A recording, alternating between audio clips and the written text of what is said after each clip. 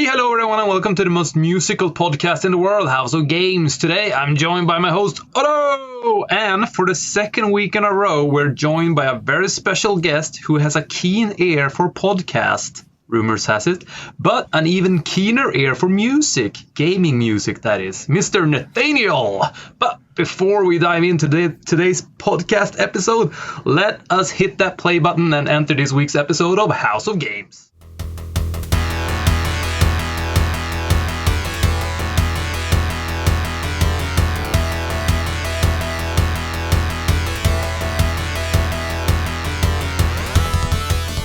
Welcome everyone to, at the time of recording, the newest episode of House of Games. And today we have another special guest with us. So I think, as usually with this show, I'll just give him the word and let him introduce himself. So Nathaniel, please tell us, who are you and what do you do? Hi, I'm Nathaniel. I also go by SpaceCastle, and I am a composer focusing on music for video games. I've done a few games recently. The most recent one is one for SEGA Genesis called IRENA, Genesis Metal Fury. So I've just finished that project, and I just started on a couple of new ones, and I'm also looking for other projects as well. Cool. SEGA Genesis? Yes, sir. What? Like the old SEGA Genesis? Oh yeah, 16 bits. So someone is going to release a game on SEGA Genesis? Yes. Wow. You heard it. That's insane. It's curious how that works. It's happening. That would be an interesting another episode. Like, how do you release for something that you can't even buy it anymore? Right. Interesting. Right. Yeah. But more about you, Nathaniel. So could you just give us a sort of a helicopter view of yourself? Like, where are you based, and how did you start with composing music, and how did that lead into games and stuff? So just give us your arc, so to speak. Absolutely. For sure. I went to college for piano performance, so I am a classically trained musician. And in doing that, I also played in bands a lot while I was in college. And that's where my main background is as a performer. But as I did that, and as I kind of made my way around in the music industry, I always wondered if I could do it, if I could make music for video games. My favorite types of soundtracks to listen to were 16-bit Super Nintendo games. I think Gradius and Gradius 3 and Super Castlevania 4 were my absolute favorites. So those games really inspired me to pursue a career in game audio, specifically with music. So as time went on, around 2020, I decided to really launch myself as a composer in the gaming world, because I think that was kind of a thing in 2020. Was everybody was like, I'm gonna launch this business, the world's about to end, let's make it happen. So Nice. And surprisingly, that SEGA Genesis project that I told you about, IRENA, that was one of the first ones that I got picked up for. So that's kind of where cool. And how I got here. Yeah, did you work as a composer before that, or was it like the start of going entrepreneur or like self-made, so to speak?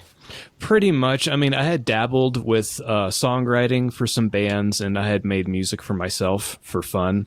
But it wasn't until I started as a game composer that I really started jumping into the world of composing. So I kind of knew what I was doing. I mostly had to learn about the industry. You know what I mean? That's where all the that was the trickiest part for me. Interesting. And as a classically trained composer, what would you say is different about game music, or is there any difference in your opinion? What is to become a part of the games industry? What does it take? Yeah. Being around classical music and studying at a college, spending all that time with your instrument, it's kind of a gift and a curse. The gift is you understand how music works. So I can, I understand how chord progressions work. I understand how genres work, how I can emulate different composers. And I've got a really strong skill set for all of that. And the curse is perfectionism and kind of worrying about worrying about what people think of your music, kind of. At least for me, that was the problem. So to answer your question more simply, it's quite different because the music's all about whatever the developer wants. It's not about me expressing myself per se. It's about me, because you guys have made a fair amount of games I've seen, and you've got a vision for it. You've got emotions you want the person to experience, and that's where I come in. My job is to help you realize that. So yeah, initially I went into the music really wanting to express myself, but as I've gone on, I see how important it is to just be a conduit for emotions. You know what I mean? Yeah. Absolutely. I'm curious about this Sega Genesis game again. Like, how do you make music for that? Isn't that like a MIDI format or something like that? I'm not really good with the musical terms, but there must be some really old software and everything. Or yes. So for Sega specifically, I'll just give you a little background on the Sega. It's a 16-bit system, and it has an onboard synthesizer that uses what's called FM synthesis. I'm not going to talk about what FM synthesis is. That's a whole podcast. But so it's got a synthesizer, and it has the ability to play audio tracks. So recorded audio, it can also do. Very small amounts, but it's capable of doing that. So that being said, the software that I use, it's called a tracker. And trackers were used on a lot of those 16-bit, 8-bit systems. And a tracker is just... You get a sequence, you get multiple tracks, and on each track, you can control what note is played, what instrument you want to be played, how long the note's played for, and what effects you want that note to be. So you're just calling for the system to create sounds, basically. So I use a tracker, and it's called Deflamask, the one that I'm using. It's like the most modern, I guess, up-to-date tracker software that can be used for old systems. You can make stuff on Nintendo with it. You can make stuff on Commodore 64, Game Boy. Yeah, and it's definitely a throwback to the stuff that they were using back in the day. Cool. When you made those tracks for the Genesis game, did you make them first, like in a modern software, to just feel it out, and then you sort of made them again in this old-fashioned software, or did you just go straight to the old-fashioned way and try to make it that way? That's a great question. Yes and no. I started yes and then no afterwards. Because what I realized is with the FM synthesis, you can create a really kick-ass song, just regular old-fashioned audio format, but the awesomeness of something might necessarily transfer over to the Sega sound. Whereas you can if you just compose within Deflamask, within the tracker, you can make something really kick-ass and really awesome. And you can then take that and make it awesome if you were going to go and make a regular audio version of that. So I had to learn how to compose in the box, as they say, in Deflamask. Ah, interesting. You kind of store it up here a little bit more than usual. Right, it's like the assembly code of music, perhaps. Sure. I'm just going to agree with you on that because I don't know. Yeah. So another thing that I'm curious about regarding music. So we talked a little bit about that when we had the episode with Christopher Eng, which is one of the composers for It Takes Two. And he said like one of the challenges is like interpreting the intention of the game developer. Like, for example, he did an example where he had Jurassic Park music is what the guy ordered. And then he thought, like, what he thought was very, like, quiet and very, like, I don't know, methodical or what you would call it. But the composer then got the idea, like, oh, you mean, like, the main theme, like, big and bombastic. Right. And I can imagine, like, for you as well, that there are... Like, that could be a challenge. So what would you say is, like, what is the method to, like, both from your perspective, to interpret what the person wants, and how do you get to the like, to be on the same page? And do you have any tips for people who develop games, like me, for example, who know nothing about music, but they still have a specific vision of what they want to communicate. Like, how do you communicate that effectively to like a musician or a composer? Awesome. Yeah, that's an awesome question. I'm glad you asked that. So, the method that's worked for me is I just try and get them to bombard me with music references. Because I think most guys that make games, or most people that make games, they've got an idea of what they want it to sound like. It's based off of music that they've already heard or inspired by. At least that's how it's always been for the people that I've worked for. So I just get as many of those song examples as they can give me, and I ask very specifically, like, where do you want this? What emotion do you want? What's happening? What's happening while this song is playing?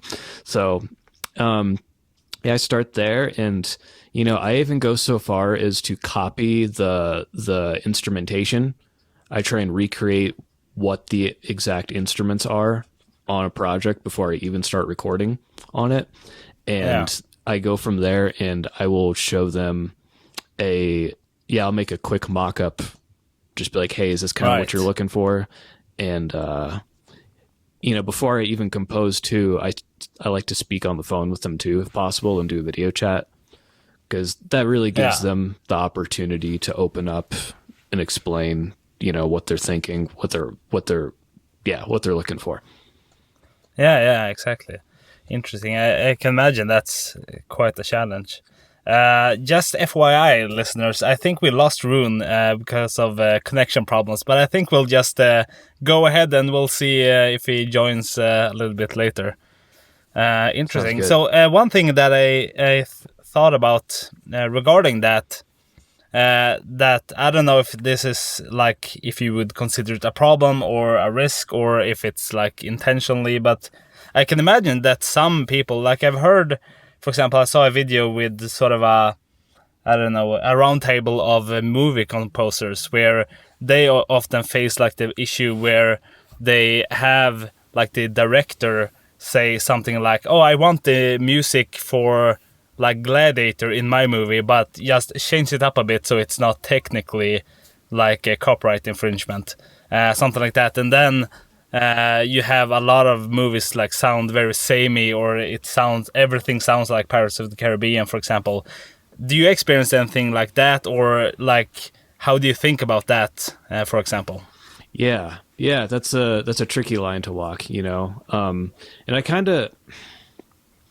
I haven't really run into that where the person's like, there's two things can happen. You can either make the music, well, a couple things can happen. You can make the music so good that it sounds, exactly like the music that you're going for, or you can, it doesn't sound quite as much as what they're looking for. So you're really trying to not, there's a center line that you're trying not to cross. But I haven't really run into that problem. I've been lucky enough to not have customers that are too picky, fortunately. Thank you, customers. Yeah. But and I would say I'll go as far to say is most composers are very worried about that, very worried about sounding like somebody else. And I think composers need to not worry about that so much. Yeah. Because when you study music and you look at music in history, all those old composers copied each other, like blatantly. Right. It's ridiculous. Like it's like Shakespeare, I imagine. Okay. Yeah, exactly. They say copied like loads, like Romeo and Juliet is like a carbon copy of something else. But go ahead. Yeah. Oh, okay. Yeah, and and you can take a. Nobody owns the energy of a song. Nobody owns the structure of a song. Nobody owns the instrumentation of a song, or like the flow of a song. So like you can 100% take those ideas and rip those off, and like you're not going to get in trouble. There's nothing wrong with that. Yeah. You know what I mean? Once you get into chord progressions and melodies and stuff, that's where you got to be careful. But you can learn a lot as a composer by like really getting close to something, but not not making it again. You know what I mean? It's just kind of, it's what you can live with, and what the dev likes, and what you find, you know, to be morally ethical and not get yourself in trouble. Yeah, I think it's the same with just making games as well. It's like every game is inspired by another game in one way or another. I read something about some leak the other day from Insomniac, and then I saw some comments, and they went like, it sucks that the gaming industry is so secretive about everything. And I left a comment and I wrote like, well, I think maybe one of the reasons there's so much secrecy around game development is because it's sort of like everything is done, made already. So when you want to make a game that sticks out, you're borrowing from a lot of other games, but you sort of add a little bit of flavor that makes yours unique from all the thousands of games that are out there. And I can imagine that's why it's secret. But my point is that I think it's the same in even when you make games. I mean, all my games I've done, I borrow ideas from other games and I just combine them in a different way. And of course, when you play my games, it will remind you of another game. Maybe I didn't have that in mind when I made my game, because I might think, well, this should remind you of Resident Evil, but you play my game and you think it reminds you of some game that I have never even played. So I assume it's similar when you make music. Like you said, you shouldn't maybe think too much about, you shouldn't worry too much that your music might sound like something else, because truth be told, like sometimes it might sound like something else, but you have never actually heard that something else. So it's like, how the hell do you make music that doesn't remind about anything? Someone will always listen to your stuff and think it reminds them of something else. So it must be impossible to make something completely unique. But through all of that, I guess you will find your style. That's why one of my composing friends says, like, you try to find your own style, but I think even that style must be inspired by someone else's style or music. Absolutely. And it's like, as a composer, you kind of want to decide, do you want to do it kind of how I do it, where I'm really trying to find that happy place with the dev? Or am I going to be the composer that's like, I'm just going out, I'm going to make whatever cool stuff I want to make, and then if people want to hire me, they'll hire me to make that. You know what I mean? And there's people out there to do that. You know, there's nothing wrong with doing either of those paths. Do you think, since you started working with this and working with developers, have you, like, how do you take feedback? Do you think that's tough? It can be, yeah. Especially if I slave away on a week for a track, and then the first thing a dev says to me is just like suggestions instead of being like, good job, you know, like, I'm not gonna lie, kind of hurts my little ego a little bit, you know what I mean? But as I've done it more and more, I've distanced my ego and myself away from what I make. You know, I kind of think of myself as just a dude that makes furniture for people, you know what I mean? Some people like their IKEA furniture, some people like their fancy ornate whatever furniture. My general strategy is, whenever I'm showing somebody something they've hired me to make, is I'll post it, I'll show it to them, and then I will not look at the feedback for a 24 to 48 hour period. Both because the dev, sometimes they're so involved with their game that they want to fire back a response right away, because it's like, it just kind of hits them a certain way. But if I kind of let them sit with the song and kind of let them get used to it for, you know, a day, that Discord chat, like, I get, you know, you get those notifications and you can kind of see what they say. And then 2 days later, when I actually open it up to respond, it's completely different than what they said initially. They changed their mind, you know what I mean?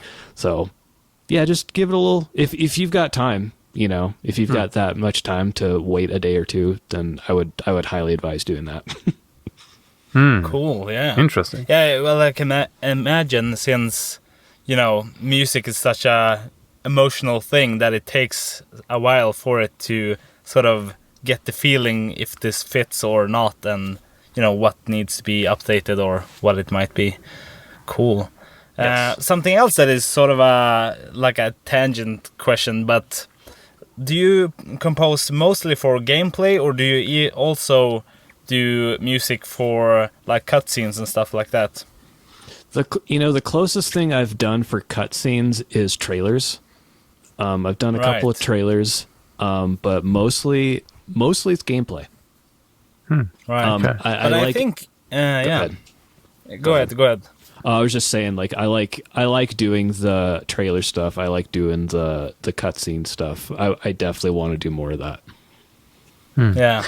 So I think my question also applies to cutscenes. So my question was like, say for example in cutscenes, and in this case trailers, you can make music and you can make footage and video and stuff. Do you make the music to fit like how the video looks, or do you make the video and then fit the music to fit the beats of which way do you do it first? Yeah. A follow up to that. Do you usually get the trailer first to make music for it, or do they just ask for music and they make the trailer based on the music? That's a good question. And I think it's either or. The situations I've been in was make the music and then the editor puts it to the music.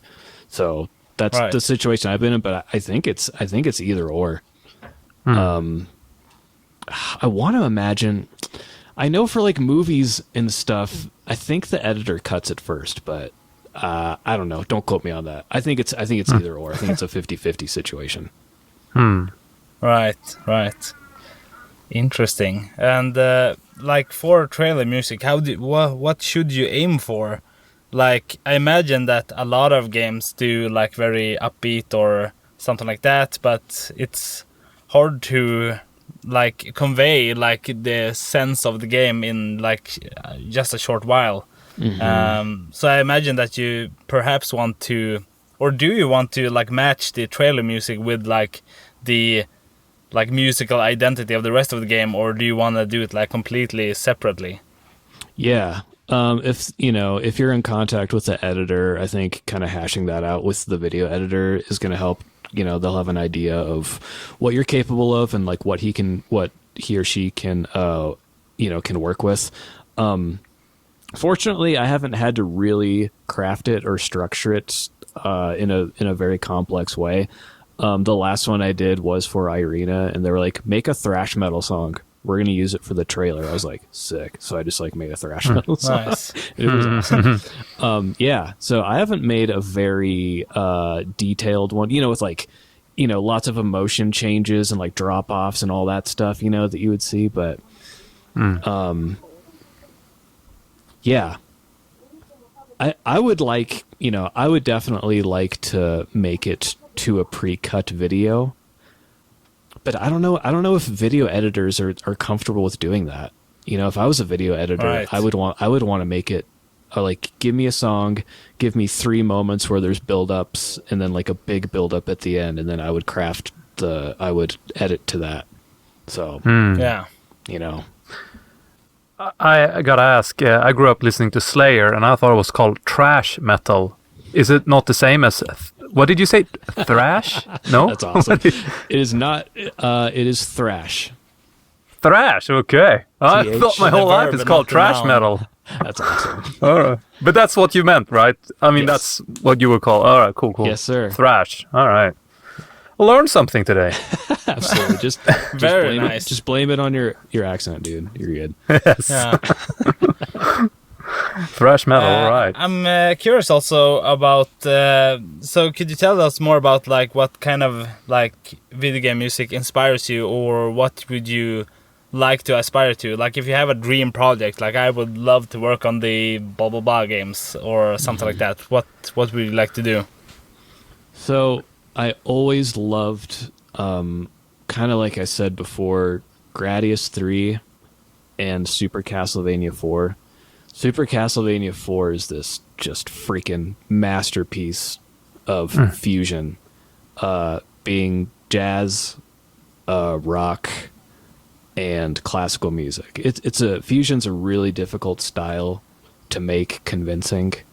It usually sounds cheesy and like overcomplicated and weird, but I forgot the gentleman's name that wrote the music for that game, but I just listened to it. Like I unironically listened to that soundtrack. And that's what got me started. That's what I wanted to play, make music for platformers, for shoot 'em ups, just kind of that action packed, fast paced, super catchy stuff. That's my bread and butter. That's what I love to make. As far as what I aspire to get to, I want to do much more orchestral stuff. I've got everything I need at my disposal to make orchestral music. I made kind of a metal / classical orchestral soundtrack a couple years ago for a guy. I don't know if he's ever going to make his game though, but I loved making that. So I'd like to do something like that. Something that's a little more detailed, a little more, moody, has different emotions to convey, a little more complex. I think I would love to do something like that. But on your website, one of the games you have made, it's similar to Gradius 3, right? Yeah, that's my SEGA Genesis game. That's IRENA. Ah, right. Well, that must have felt quite cool, though, to make a quite similar soundtrack for a... Yeah, cool. Yeah, it's great. Yeah. It's been great working on that guy. Yeah. And I'm curious also about music, because to me, who has not really released a full game yet, I'm looking at you with envy, Rune. But I have ideas and things I'm working on.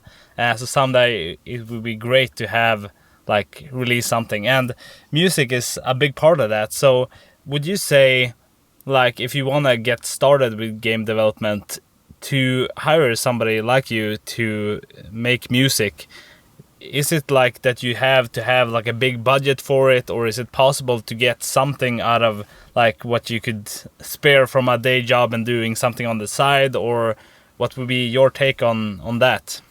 Yeah, well, there's a whole lot of composers out there, and they're all really willing to take kind of crappy deals to get in on games. So, but the my professional answer is yes, you should absolutely have a budget ready to go to pay somebody, for what they're worth. And all the good composers out there, they're going to have a fee. The good people that are going to give you something quality, they're going to charge you for it. That being said, I would... The two things that I find that I've seen, at least in the indie game world, that devs kind of tend to overlook is the music side of things, which I don't necessarily blame them for it. So not having a budget for music and not having a budget for marketing. So I think if I'm a dev and I'm allocating my hard-earned money to where I need it the most, I would put as much as I could into marketing way before I hire a composer. You know what I mean? Right. A composer can just come in and tie everything together at the end. And I think as long as you're working with reference music that you find inspiring, that you love, I think you're good.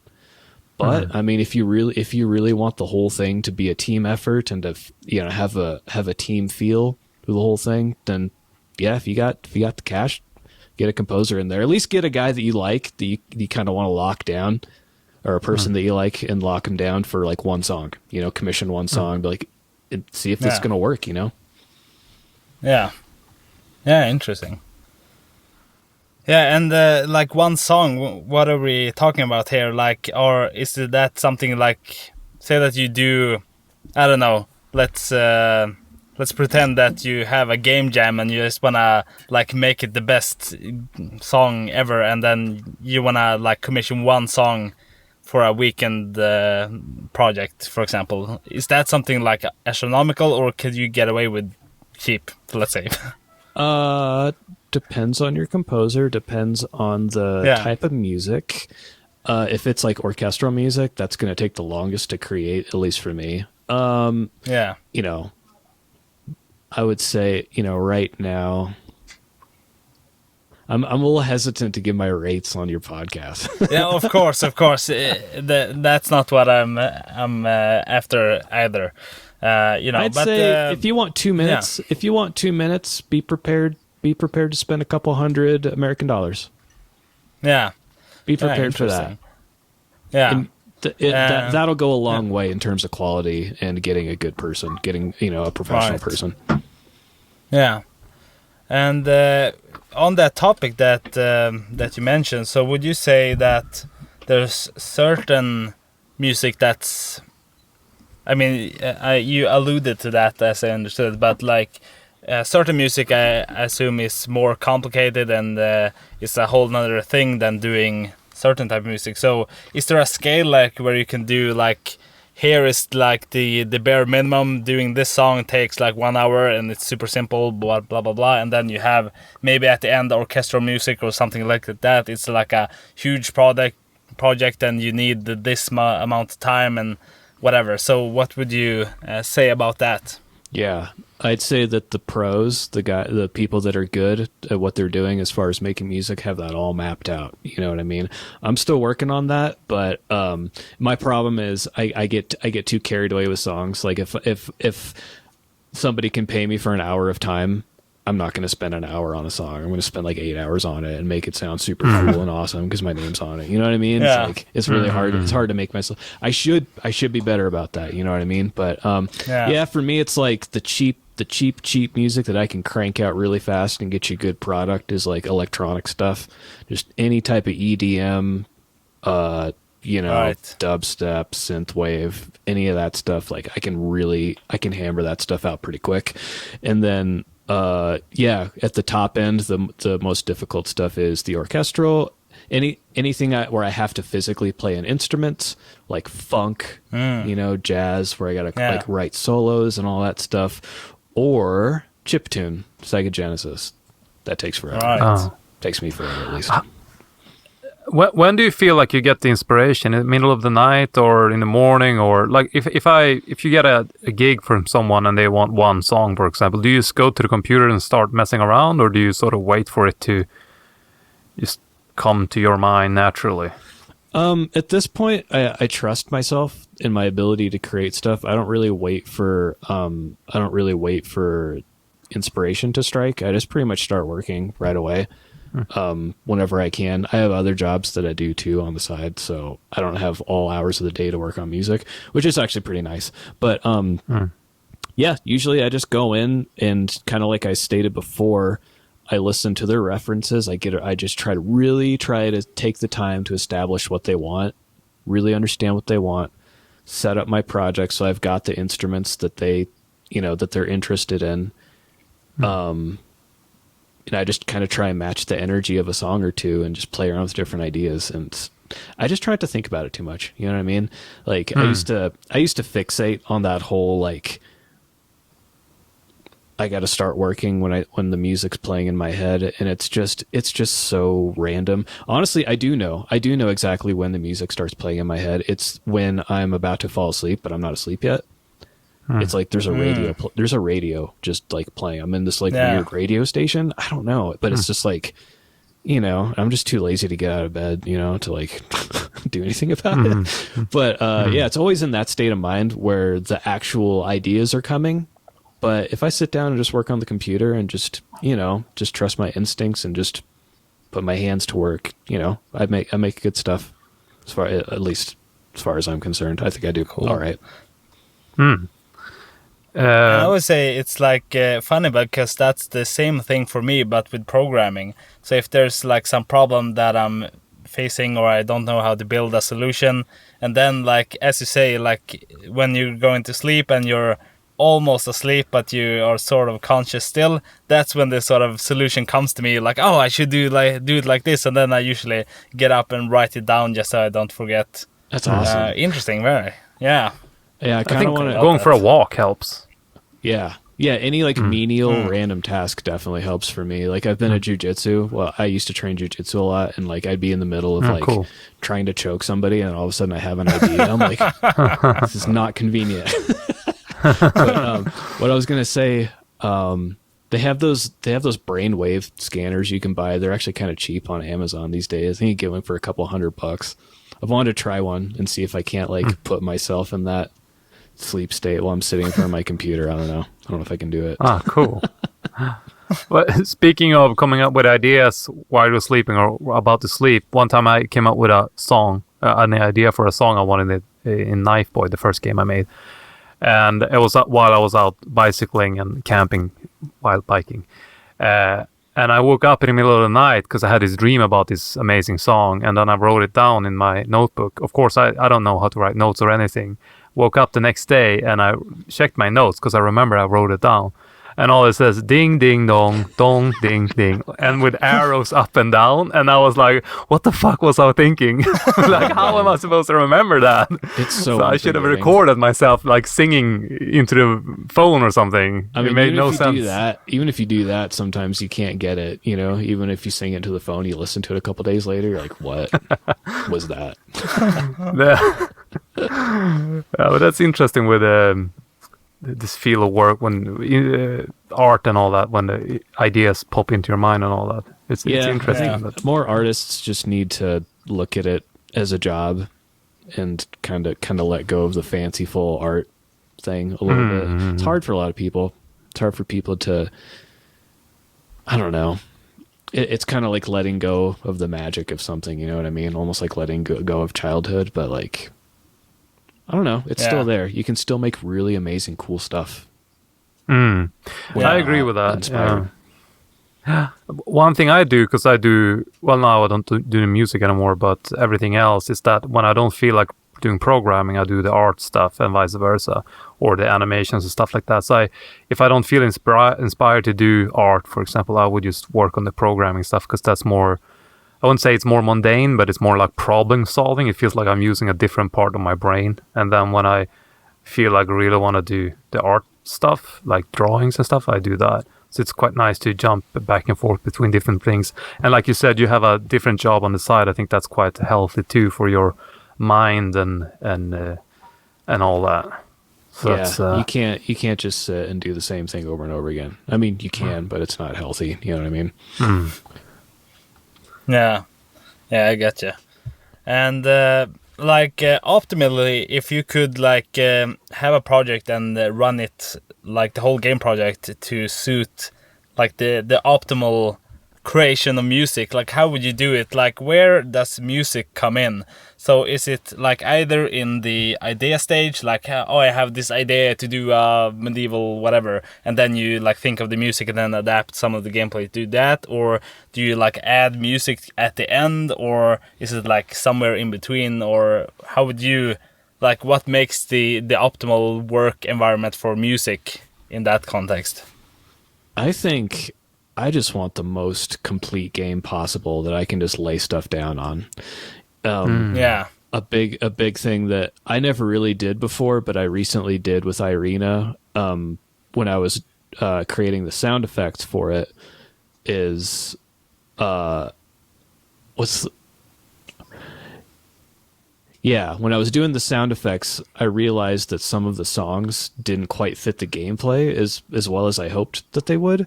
So I ended up recreating a song, but as I was creating the piece, I played the game with the music, which I never really did before. Yeah, I mean, that sounds kind of weird that I didn't do that before, but if you can put yourself in a position where during the implementation process, or you're kind of combining implementation with composing, so that you can really see if you're matching the vibe of the gameplay. You know what I mean? Because you can make a song that works, that sounds good, but like you still need to really make sure that it works with the gameplay. It's I don't know. It's like something about the kinesthetic connection with the game that it demands something a little extra from the music. I'm not quite sure how to explain that better, but yeah. So I would have a game pretty much finished where the art is not going to change, because I love looking at the art, you know, to be inspired by that stuff, and kind of write the music and test it out, be able to compile the game on my end and play around with it. Yeah. When you did go ahead, Ruin. I was just curious with the sound effects. How does that work? Do they have a list of sound effects they want, and then screenshots, so you can see, for example, in this spaceship game, like you can see the actual screenshot of the power up you're using or the gun you're using? Do you have any visual references while you make the sound effects? Yes. When I came on IRENA, they had a demo. They had already released their very first demo, and it's pretty easy to implement the sounds into the game. So I was able to play it and just kind of see what everything looked like, and they're they weren't very specific on what types of sound they wanted. They were just like, just make it sound like a cool shoot 'em up game. You know what I mean? So I referenced sounds from a number of games, and not necessarily shoot 'em ups, just playing around with different vibes of power up sounds and stuff like that. And that's what a sound designer does. And I'm not. That's not like really what I do. It's just kind of back then when I started working on it, I was like, yeah, I'll do sound effects too. And I can do a bit of sound design. I'm not too bad at it, but yeah, wasn't that big of a deal. Just created some sounds, bounced them down to rendered the sound effect to a WAV file, teeny tiny WAV file. Was able to drop it in the game, just test it out and see if it worked, see if it felt good. That's kind of, for those shoot 'em up games, it's about like how good things feel, I guess, when you hear it. I don't know. Yeah. I have sort of a two-part question. So part one to this is, so I think last time we talked with a composer was the composer for It Takes Two. So one of the things that he's working on is this sound engine where you can like programmatically change the music according to the gameplay. So I'm not sure how exactly it looks, but imagine that you can, for example, like when more enemies come into the game or when there's something exciting that happens, then you can like programmatically like change the music, like change the tempo or change something so that and like automatically loop it and stuff. So it sounds so natural. It sounds like it's been composed for every moment instead of like pre-made music. So out of part one, then question A, have you worked with anything like that? Would you be interested in working with something like that? And what's your like take on that versus like making a like pre-made song and then fitting it to the gameplay? Yeah, that's really cool. Yeah, I'd have to look at kind of what he's doing because, that's what's known as dynamic music that changes based off of the gameplay.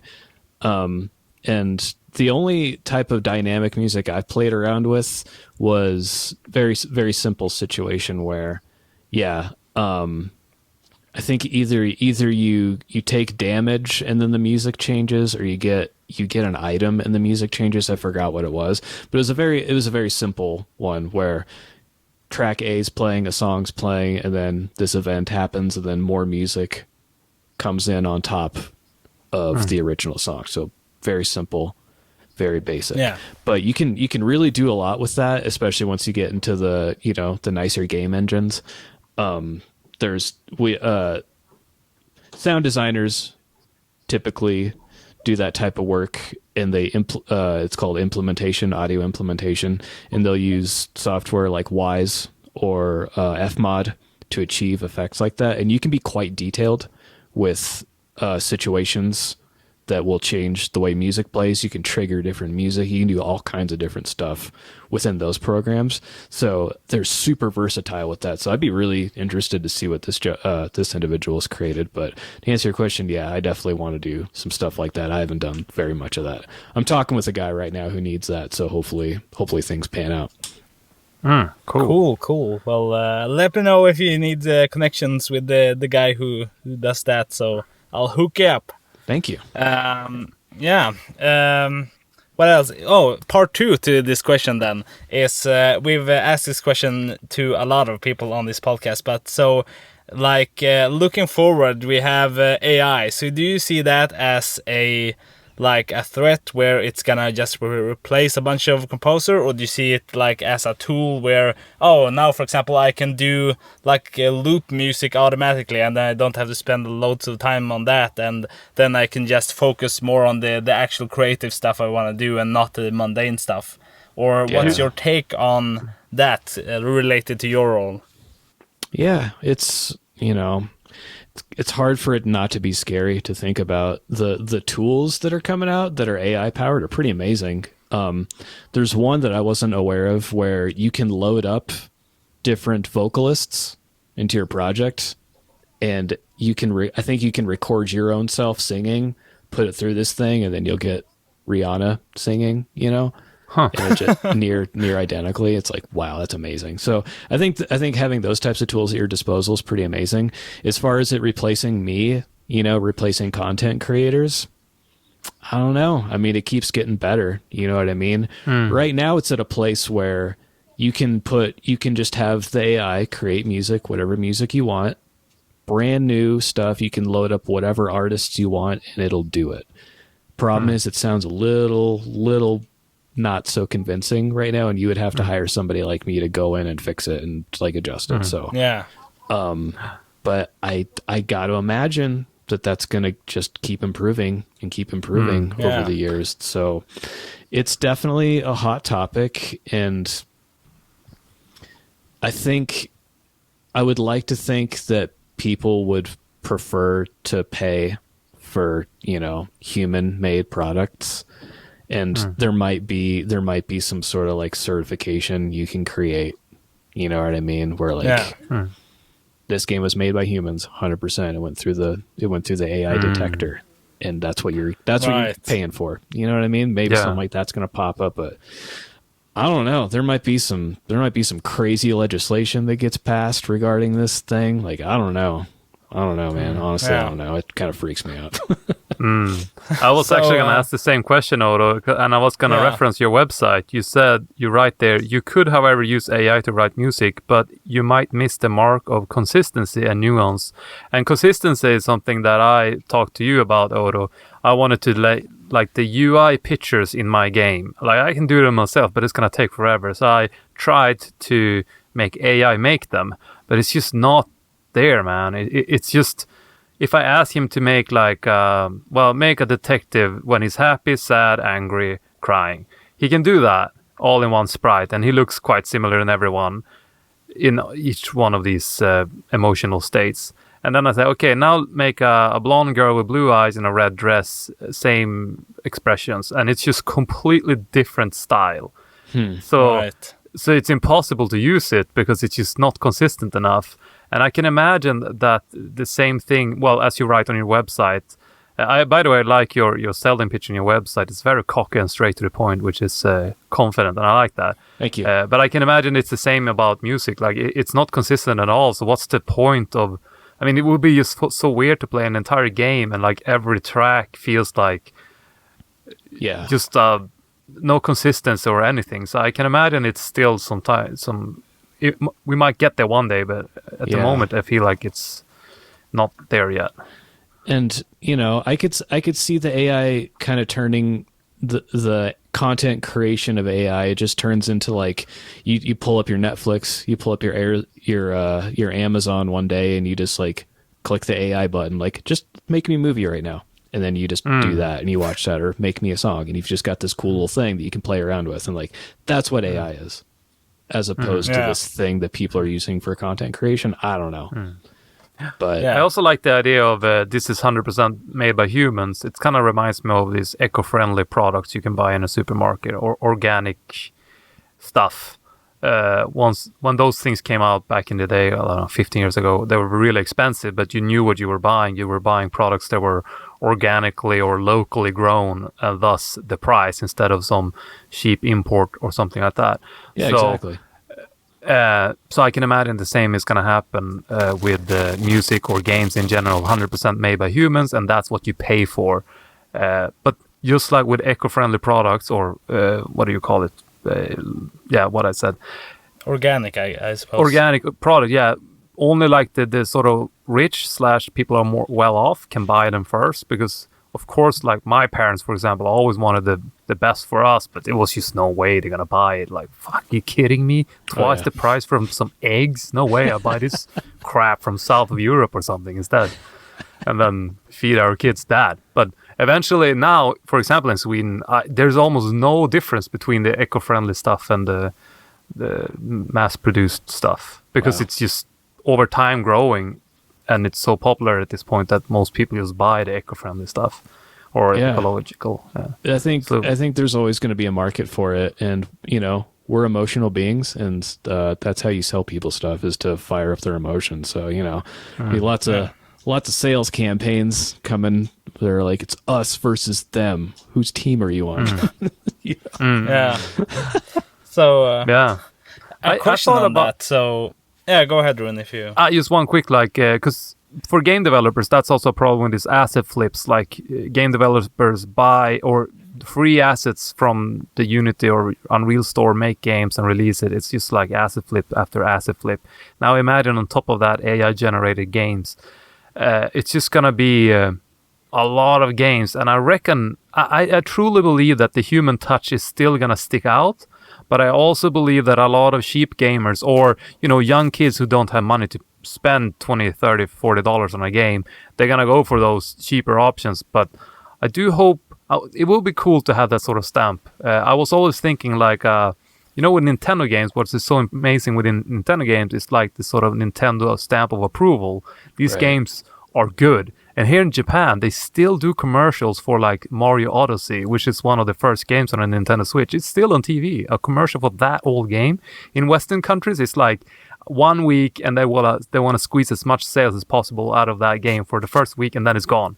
But with Nintendo products, they never drop in price. So it's sort of like this quality thing. And I was always thinking that would be cool to have something like, in the Fortress stamp. So imagine like games that are not made with asset flips. This is before the AI generation. I started thinking about this, but now we can keep that into this equation. Like games that are made by humans and not using asset flips, for example, they will have this sort of stamp of approval, like the In the Fortress of approval or something. And that would be even cooler if you go, for example, to the PlayStation Store, Xbox Store, Nintendo shop, and they have like a proper sort of indie section there, and you can sort of click on this stamp of approval for indie games that don't use AI, and then you have all those options there, so they don't blend with all these AI-generated bullshit. Yeah. I don't know. There was no question. I just wanted to rant a little bit about what I hope is going to happen if AI becomes too... I'm gonna be in the Fortress as much as I can. Yes, please. Yeah. Do those games do good? Do people, when they do those asset flips, those games like ever do good? I don't know, but I think I know some of the games they release them like every week, and it's just like what do you call that? Low quality, high quantity thing, whatever. And they do this 99% discount, so they come up to the number one spot, and people just buy them because it's just $1. Like it might be like the auto-generated YouTube videos. Like for example, there are these huge libraries of like how to pronounce words, like according to the dictionary, and then people just like pull all of that data and then upload one or it could be like 100 videos per day, and that's just how to pronounce blah blah blah, because then when you Google how to pronounce, then you'll get that video, and it might not be a lot per video, but if you get like 1 or 2 views per video and you got 10,000 videos and every one of those might display an ad, then all of a sudden you got like a steady income from doing not very much. So I imagine that it might be the same with asset flip games. Like you might release like 20 games in a year and maybe none of those do well, but if like you display ads or there's like a couple of dollars per game, then all of a sudden you get a little bit of money, I suppose. Interesting. Yeah, but I have the question about like AI and it overtaken and stuff. So imagine this, that you get a client who want to do some sort of a hybrid approach. Like they say, we want to have AI music in our game, but we know nothing about music. So could you be like the captain for the AI project? So just generate music with AI, fix it up if it needs to be fixed, and then deliver that. Would you consider doing anything like that, or would you like draw a line in the sand, like where you say I'm only producing my own music and I'm not leveraging AI, for example? That's a really good question. I want to say that I would be the guy that's like, hell no, I'm not doing that. But I would just charge the shit out of them. Like I would do my full rate. You know what I mean? Like full intense rate. And I get credit for the music. I own all the music. Yeah. Boom. There we go. Yeah. I would do that. Well, I don't even know if I could do that. I don't know. I would have to benefit immensely from doing something like that. Yeah. Let's put it that way.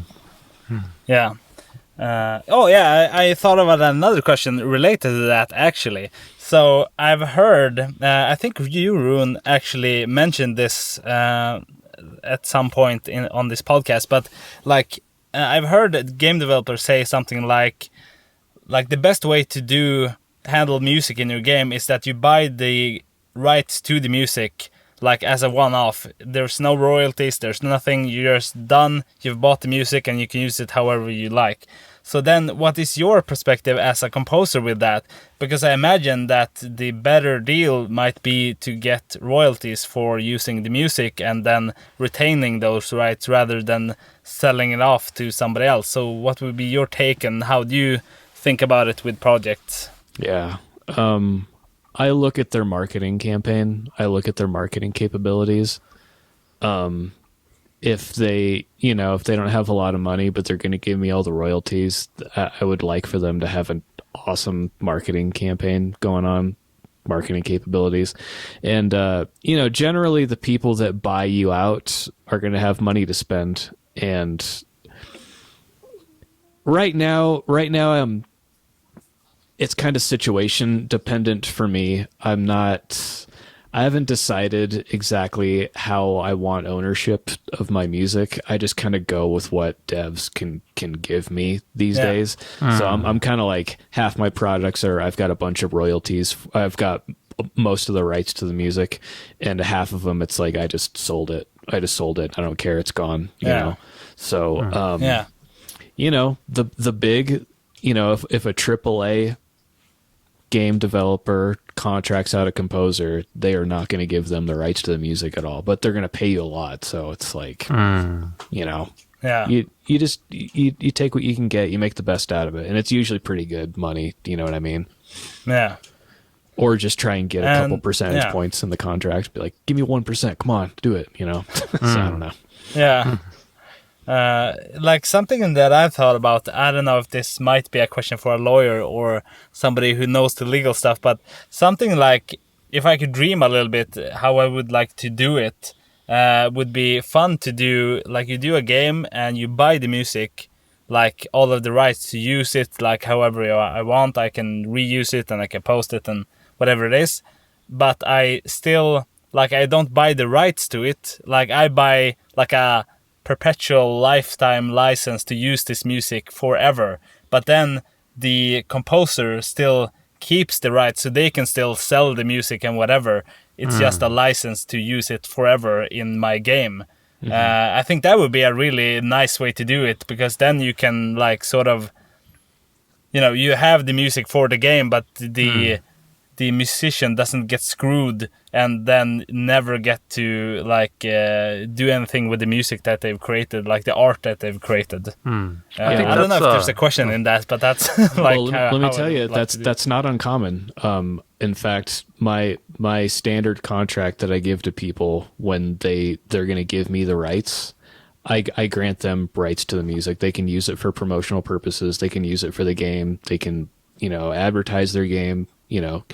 Throw me a little credit here and there, but like that's standard. I always give devs that when I have the rights to the music, they can use it for stuff. They just can't sell it. You know what I mean?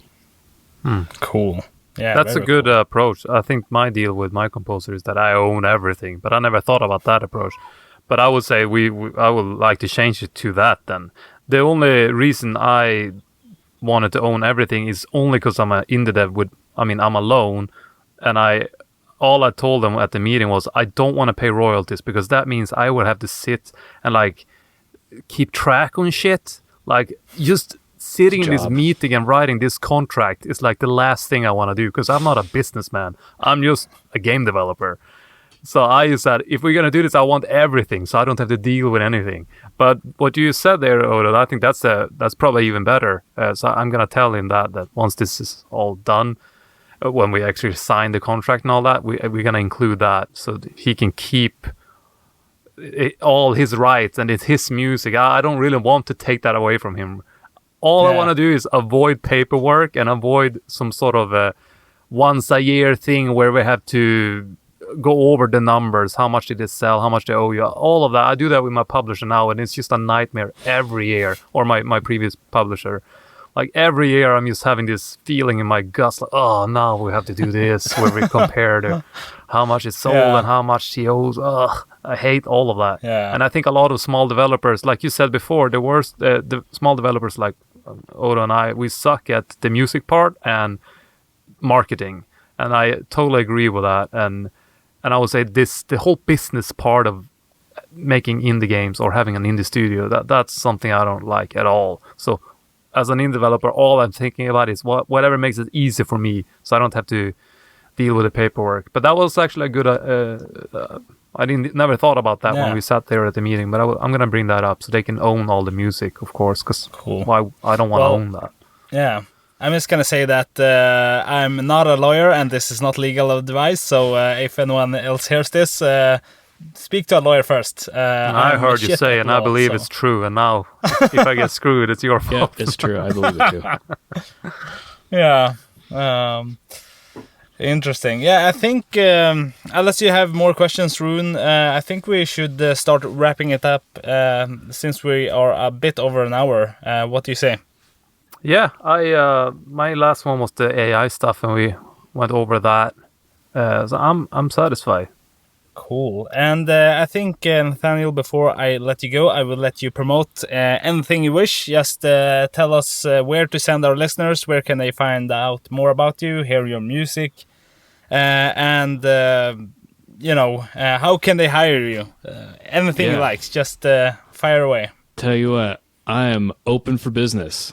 Go to SpaceCastle.pro. Find me, read all my amazing copy that I wrote on my website, and push the little button at the bottom that sends me an email, and you can hire me. And I'm really good at making awesome music. You can check out some of my work on Bandcamp, spacecastle.bandcamp.com. I've got some music up there. I'm kind of behind on uploading some of my soundtrack stuff. So if you really want to see like the latest stuff I've worked on, check me out on Instagram at True Space Castle. You can get a feel for like the newer stuff I've been working on there. So cool. That's where I'm at. Very cool. Yeah, very nice. And it was an amazing episode. I think. Thank you so much for getting up in the middle of the night to do this episode since you are in the US. Much appreciated. Yeah, absolutely. And when we hang up, don't hang up, by the way. Don't run to bed. We need to wait for this recording to upload. Yeah, exactly. Got it. Yeah, and beyond that, hope everyone who listens to this liked this episode. If anyone out there is either a like sound designer or a like games lawyer or something, that would be fun to have as future episodes. Just a lot of questions that would be fun to ask about that as well. Yeah, I think that will do it. So thank you so much, Rune, for being my amazing co-host. Thank you, Nathaniel, for being an amazing guest. You are most welcome back for another episode anytime. Thank you. And yeah, I think, as I said, that'll do it. We'll see you next week, and have a good one. Bye-bye. Bye.